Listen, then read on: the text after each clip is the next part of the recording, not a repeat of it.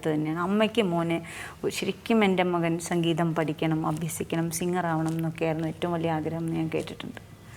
എൻ്റെ അമ്മയേക്കാൾ കൂടുതൽ ഒരു പക്ഷേ ഞാനൊരു പാട്ടുകാരനാണെന്ന് ഏറ്റവും ആഗ്രഹിച്ചിട്ടുള്ളത് എൻ്റെ അച്ഛനാണ്. ഓ അത് ശരി. അച്ഛനാണ് എൻ്റെ ആദ്യത്തെ ഗുരുനാഥനെ കണ്ടെത്തിയതും എന്നെ അവിടെ ആ ഗുരുനാഥൻ്റെ പക്കൽ എന്നെ ഏൽപ്പിച്ചതും സംഗീതം പഠിപ്പിക്കണം. അച്ഛനും കൊച്ചുകുട്ടിക്കാലത്ത് സംഗീതം പഠിക്കണം എന്ന് ആഗ്രഹമുണ്ടായിരുന്നു. പക്ഷെ ആ ഒരു കാലഘട്ടത്തിൽ ഈ സംഗീതം പഠിക്കുക എന്നൊക്കെ പറയുന്നത് ഒരു പ്രൊഫഷനുമായിട്ട് ബന്ധപ്പെട്ട് കാണാൻ പറ്റാത്തതുകൊണ്ട്, ആ രീതിയിൽ സ്വാതന്ത്ര്യം ഇല്ലാത്തതുകൊണ്ട് അച്ഛന് പഠിക്കാൻ സാധിച്ചില്ല, വേണ്ടിടത്തോളം പഠിക്കാൻ സാധിച്ചില്ല. ബന്ധങ്ങളെക്കുറിച്ചുള്ള പാട്ടുകൾ ഒരുപാട്, ഈവൻ അമ്മയെ നമുക്ക് മിസ് ചെയ്യുമ്പോൾ കേൾക്കാൻ പറ്റുന്ന, അച്ഛനെ നമുക്ക് മിസ് ചെയ്യുമ്പം നമുക്ക് ഒരുപാട് അങ്ങനെ ബന്ധങ്ങളുടെ ഉള്ള ഒത്തിരി പാട്ടുകൾ. മകളെ കുറിച്ചുള്ളത്, വെണ്ണിലവ് കണ്ണ് വച്ച വെണ്ണക്കുടമേ, വെള്ളി വെയിലും വച്ച പാദസരമേ, എൻ്റെ ഉള്ളിലുറങ്ങുന്ന മുല്ലക്കൊടിയേ, മുത്തിനുള്ളിൽ നിന്നെടുത്ത മുത്തുമണിയേ. ഇതുപോലുള്ള പാട്ടുകളൊക്കെ എപ്പോഴും വളരെ ആർദ്രമാണ്. ബന്ധങ്ങളുടെ സത്യം. കണ്ടു കണ്ടു കൊതി കൊണ്ടു നിന്നു കുയിലേ, ഇങ്ങനെയുള്ള പാട്ടുകൾ. അല്ലെങ്കിൽ നമുക്ക് നമ്മുടെ പലരും എന്നെ മഴയുമായിട്ട് റിലേറ്റ് ചെയ്യാറുണ്ട് പല പാട്ടുകളും. ഇപ്പോൾ രാക്കിളി തൻ വഴി മറയും നോവിൻ പെരുമഴക്കാലം. നമുക്ക് നേച്ചറുമായിട്ട് ഒരുപാട് കാര്യങ്ങളിൽ നമുക്ക് ഭയങ്കര പ്രണയം നേച്ചറിനോട് തോന്നും. ചിലപ്പോൾ വെയിലിനോട് തോന്നാം, മഴയോട് തോന്നാം, ഒരു നല്ലൊരു ഫ്രേഗ്രൻസ് ഉള്ള ഒരു പുഷ്പത്തിനോട് തോന്നാം, നമ്മുടെ വീട്ടിൻ്റെ മുമ്പേ നിൽക്കുന്ന ചെമ്പരത്തിയോട് തോന്നാം, അല്ലേ? അപ്പോൾ ഇങ്ങനെ നമുക്ക് ഓരോ കാര്യങ്ങളും ഓരോ ഋതുവിനും ഓരോ കാര്യങ്ങൾക്കും ഒക്കെ നമുക്ക് ഭയങ്കരമായിട്ടുള്ള ഇഷ്ടം തോന്നുന്നത്. അപ്പോൾ അതൊക്കെ ഈ ക്രിയേഷന് ഭയങ്കര അധികം എന്നെ സഹായിച്ചിട്ടുണ്ട്. മഴയേ തൂമഴയേ എന്ന് പറയുന്ന പാട്ട് ഇന്ന് ഞങ്ങൾ ആ പാട്ട് കേട്ടാണ് വന്നത് ഇങ്ങോട്ട്. ഈ ഷൂട്ടിന് വരുമ്പം ആ പാട്ടാണ് FM പ്ലേ ചെയ്യുന്നത്. ശരിക്കും സന്തോഷം അത് എഴുതുമ്പോഴത്തേക്കും സന്തോഷം ആ വരി, നീ അറിഞ്ഞോ നീ അറിഞ്ഞോ നീ എൻ്റേതാണെന്ന് നീ അറിഞ്ഞോ എന്ന് പറയുന്നത് ശരിക്കും പ്രണയനെക്കുറിച്ചല്ല, അതിനേക്കാൾ കൂടുതൽ ഈ മഴയോട് തന്നെ പറയാണ്. ഈ ഭൂമിയിൽ സംഭവിച്ചുകൊണ്ടിരിക്കുന്ന എല്ലാ കാര്യങ്ങളും തമ്മിൽ ബന്ധമുണ്ട്. ഇത് പറഞ്ഞപ്പോൾ അളകപ്പൻ ചേട്ടൻ എന്നോട് പറയായിരുന്നു, ഞാൻ അറിഞ്ഞില്ല ജയന്തി ഇതൊന്ന് ഷൂട്ട് ചെയ്യുന്നത്, ഞാൻ അവിടെ ഇരുന്ന് ഈ പാട്ട് ആസ്വദിച്ചു, പിന്നെ വീഡിയോ കണ്ടപ്പോഴാണ്. ഇപ്പം എല്ലാ കമ്പോസിഷനും ഈ വീഡിയോ അതായത് ഷൂട്ട് ചെയ്യാറുണ്ട്. ഇപ്പം തൊട്ട് തുടങ്ങി, അത് നേരത്തെ അങ്ങനെ ചെയ്തിരുന്നു? ശരിക്കും ആ കാര്യത്തിൽ എനിക്ക് ആദ്യത്തെ ഒരു സ്റ്റെപ്പ് എനിക്ക് ചെയ്യാൻ പറ്റിയിട്ടുണ്ടെന്നുള്ളത് എനിക്ക് വളരെയധികം എന്താണ്, I am proud of it. ഓ അത് ശരി, ഈവൻ അതെനിക്ക് അറിഞ്ഞൂടായിരുന്നു. ഇപ്പോൾ ശരിക്കും പറഞ്ഞാൽ അത് കൂടുതൽ വന്നത് ശരിക്കും കാറ്റേ കാറ്റേ എന്നുള്ള പാട്ടിലാണ്. അത് നമ്മൾ വിജയലക്ഷ്മിയുടെ ഒരു വീഡിയോ നമ്മൾ കാണിക്കുകയും അത് ലോകമെമ്പാടും എനിക്ക് തോന്നുന്നു ഏകദേശം 40 ലക്ഷത്തോളം വ്യൂവേഴ്സ് കണ്ടിട്ടുണ്ട് കാറ്റേ കാറ്റയുടെ വീഡിയോ. ശ്രേയ ഘോഷാൽ ഇവിടെ പറഞ്ഞിട്ടുണ്ട്, MG സർ മലയാളം, എനിക്ക് ശരിക്കും പറഞ്ഞാൽ first credit goes to him. എങ്ങനെയാണ് ആ ഒരു സെഷൻ? ശ്രേയ എന്ന് പറയുന്നത് എന്താണ്, she's a remarkably great singer എന്ന് പറയുന്നത്. അതാണ് ഞാൻ പറയാൻ ആഗ്രഹിക്കുന്നത്. ഷീസ് ഓൾറെഡി ഒരു ലിവിങ് ലെജൻഡാണ് എന്ന് എനിക്ക് തോന്നുന്നു. ശ്രേയയായിട്ട് വർക്ക് ചെയ്യാൻ ഉള്ള അവസരം എൻ്റെ ഭാഗ്യമായിട്ട് ഞാൻ വിചാരിക്കുന്നു. പിന്നെ ഒരു പാട്ടുകാരിയും ഒരു സംഗീത സംവിധായകനും തമ്മിൽ സംഗീതപരമായിട്ടുള്ള ഒരു ഹാർമണി ഉണ്ടാവണം. സത്യം. അങ്ങനെ ഒരു ടീം ഉണ്ടാകും. അങ്ങനെ ഒരു ടീം ഉണ്ടാവുമ്പോഴാണ് നമുക്ക് ഏറ്റവും മികച്ച ഗാനങ്ങൾ. ഇപ്പോൾ മദൻ മോഹൻ ജിയും ലതാജിയും കോമ്പിനേഷൻ നമ്മൾ പാട്ട് കേട്ട് കഴിഞ്ഞാൽ നമുക്ക് ഇത് ഔട്ട് ഓഫ് ദ വേൾഡ് ആയിട്ട് തോന്നും.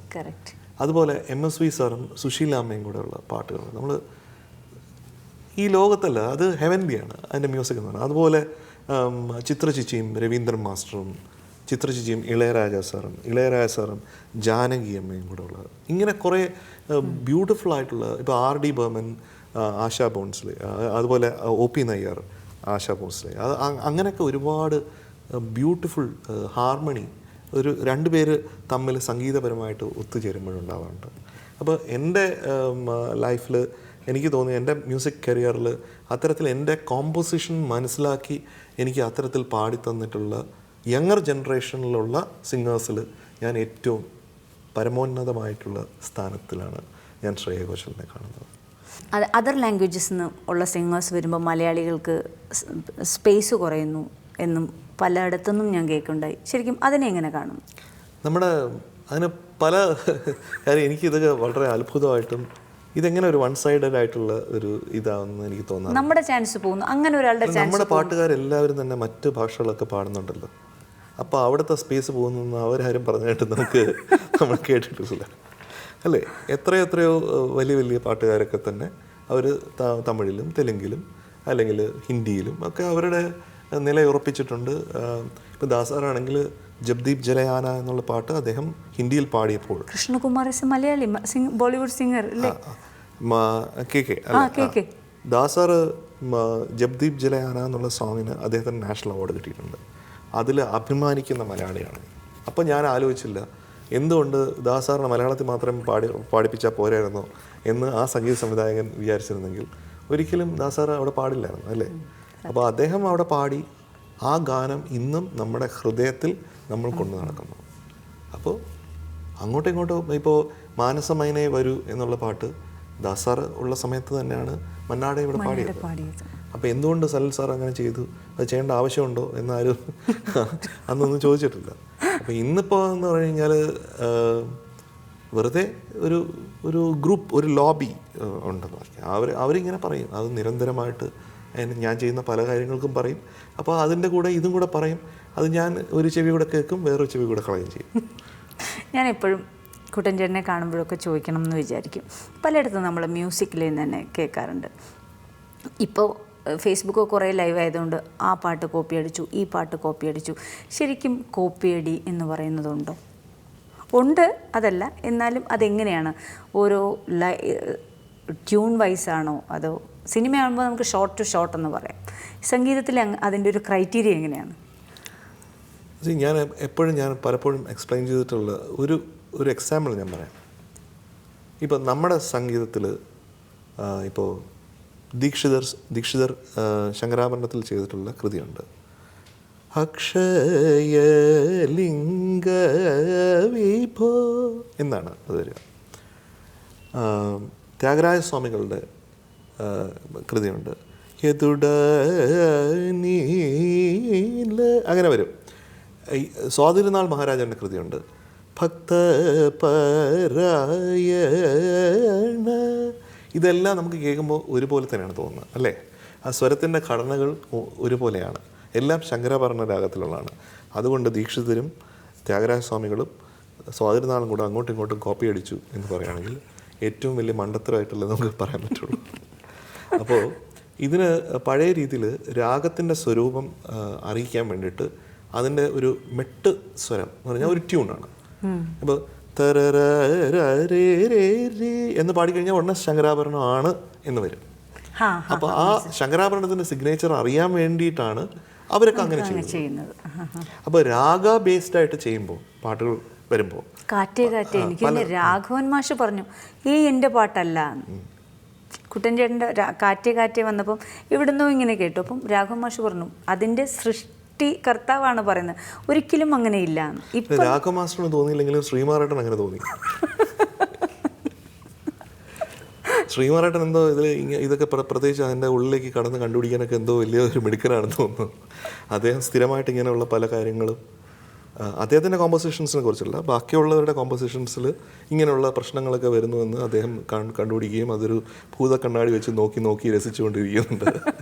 മലയാളിക്ക് എന്നും ഇങ്ങനെ ഓമനിക്കാൻ വേണ്ടിയിട്ടുള്ള ഒരുപാട് പാട്ടുകൾ തന്ന ആളാണ് ദേവരാജൻ മാഷ്. അപ്പം നമുക്കൊക്കെ സംഗീതപരമായി മാത്രം കേട്ടറിയുള്ളൂ.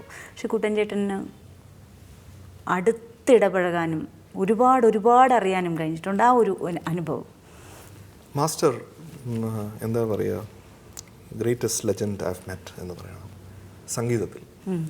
സംഗീതത്തിൽ മാഷിൻ്റെ നോളജിൻ്റെ ആഴം എന്ന് പറഞ്ഞാൽ അത് നമുക്ക് അളക്കാൻ പറ്റുന്നതല്ല.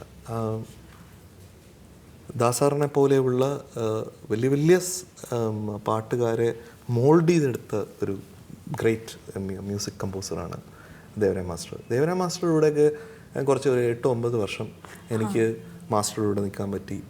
മാസ്റ്റർ പലപ്പോഴും എന്നെ വെളിയിൽ പറഞ്ഞയച്ചിട്ടുണ്ട് എൻ്റേതായിട്ടുള്ള കുറുമ്പുകൾ കാരണം, അല്ലെങ്കിൽ എൻ്റെ ലാക്ക് ഓഫ് മെച്യൂരിറ്റി കാരണം. അന്ന് ആ യുവത്വത്തിന് ഇതിൽ എങ്ങനെ ആയിരിക്കണം എൻ്റെ ഗുരുനാഥൻ്റെ അടുത്ത്, ഗുരു എന്ന് പറഞ്ഞാൽ ആര് എന്നൊക്കെ മനസ്സിലാക്കാനായിട്ടുള്ള മെച്യൂരിറ്റി ഇല്ലാത്തതുകൊണ്ട് പിന്നെയും സ്നേഹം കൊണ്ട് ഓടിപ്പോകും.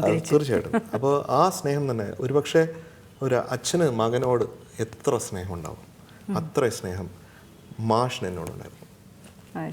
എനിക്കും അതുപോലെ ഉണ്ടായിരുന്നു. അപ്പോൾ ഞാൻ എൻ്റെ അച്ഛനോട് സംസാരിക്കുന്ന പോലെ തന്നെ, അല്ലെങ്കിൽ ഒരുപക്ഷെ അതിനേക്കാൾ കൂടുതൽ എല്ലാ കാര്യങ്ങളും തുറന്നു പറയുകയും മാഷിൻ്റെ അഭിപ്രായം ഓരോ കാര്യത്തിൽ ചോദിക്കുകയും ഒക്കെ ചെയ്യുമായിരുന്നു. അപ്പോൾ മാഷ് അങ്ങനെ എനിക്കൊരു വഴികാട്ടി, ഒരു ഗൈഡ്, ഫിലോസഫർ ഒക്കെ ആയിരുന്നു മാഷ്. മ്യൂസിക് എന്ന് പറയുമ്പോൾ മ്യൂസിക് ഡയറക്ടറുടെ കൂടെ നമ്മളൊരു ഗുരുവിൻ്റെ കൂടെ നിൽക്കുക എന്ന് പറഞ്ഞാൽ ഇത് ഏകദേശം ഞാൻ കമ്പയർ ചെയ്യുമ്പോൾ ഗുരുകുല വിദ്യാഭ്യാസമാണ്. കാര്യം പകലും രാത്രിയൊക്കെ കമ്പോസിഷൻ ഇങ്ങനെ നീളും. അപ്പം ഒരു ദിവസത്തെ ഒരു യാത്ര പറയുകയാണെങ്കിൽ എങ്ങനെയായിരിക്കും? അതിൽ വഴക്ക് വരുമോ, തമാശ വരുമോ, എങ്ങനെയാണ് മാഷത്തുള്ള ഒരു ദിവസത്തെ പെട്ടെന്ന് പറയുകയാണെങ്കിൽ? അല്ല, മാഷിനെ കുറിച്ച് പല ആൾക്കാരും വളരെയധികം തെറ്റിദ്ധരിച്ചിട്ടുണ്ട്. കാരണം മാഷെല്ലാം പറയാനുള്ളത് അപ്പോൾ പറയും, തുറന്നു പറയും.